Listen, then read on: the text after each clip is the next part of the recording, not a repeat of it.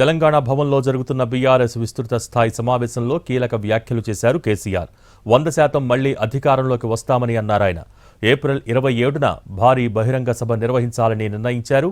ఒక్కసారి ఓడిపోయినంత మాత్రాన బీఆర్ఎస్ పడిపోదని, తెలంగాణ అస్తిత్వ పార్టీ బీఆర్ఎస్ఏ అని అన్నారు కేసీఆర్.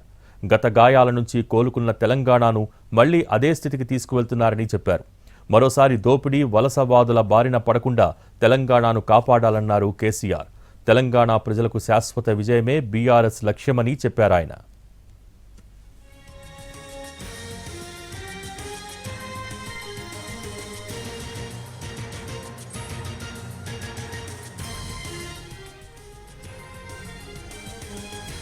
పార్టీ సిల్వర్ జూబ్లీ వేడుకలను ఘనంగా నిర్వహించాలని సూచించారు కేసీఆర్.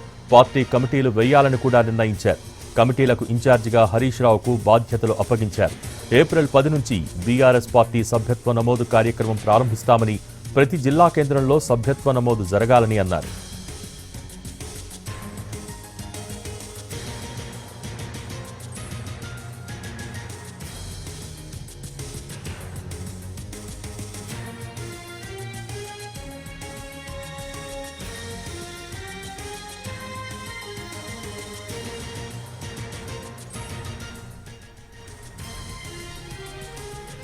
తెలంగాణ భవన్లో జరుగుతున్న బీఆర్ఎస్ విస్తృత స్థాయి సమావేశంలో కీలక వ్యాఖ్యలు చేశారు కేసీఆర్. తెలంగాణలో ఉప ఎన్నికలు రావటం ఖాయమని, బై ఎలక్షన్స్లో బీఆర్ఎస్ సత్తా చాటాలని పార్టీ శ్రేణులకు దిశానిర్దేశం చేశారు. 100% మళ్లీ అధికారంలోకి వస్తామని అన్నారాయన. ఏప్రిల్ 27న భారీ బహిరంగ సభ నిర్వహించాలని నిర్ణయించారు.